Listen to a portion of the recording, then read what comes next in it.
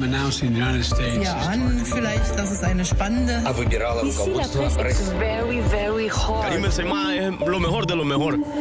La revue de presse internationale sur Europe 1 ce matin aux États-Unis et en Argentine. Première étape, l'Afrique du Sud. Bonjour Patricia Huon. Bonjour. De quoi parle-t-on à Johannesburg? Ce dont la presse parle aujourd'hui en Afrique du Sud, c'est de l'arrestation des frères Gupta à Dubaï, aux Émirats Arabes Unis.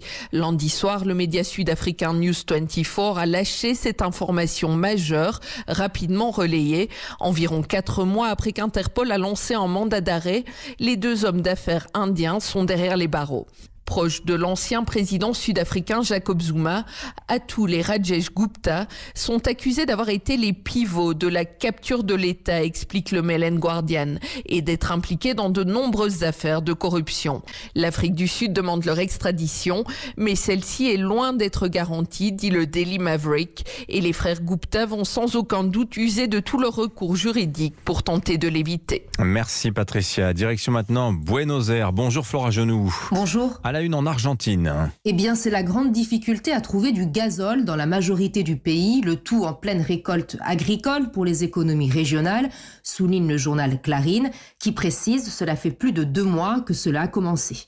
Une solution avancée par les organisations agricoles, relayée par le média en ligne Infobae, utiliser davantage de biocombustibles, d'autant que des camions immobilisés seraient synonymes d'approvisionnement à l'arrêt et de manque de produits dans le pays. Alors, pourquoi le gazole vient à manquer, s'interroge le journal Ambito Financiero. C'est parce que les tarifs se sont envolés à l'international. Or, sur le marché interne, les prix restent bas. Ce n'est donc pas rentable pour les entreprises d'importer.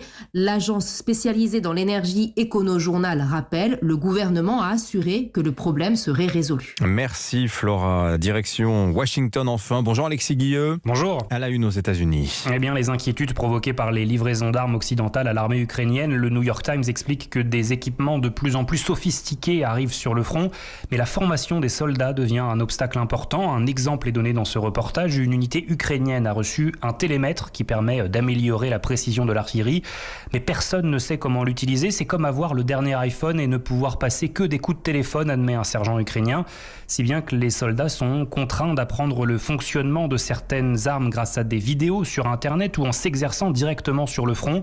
Le Wall Street Journal rappelle que Londres et Washington se sont engagés à fournir des équipements plus puissants à la demande de Kiev, notamment des lance-roquettes multiples de moyenne portée.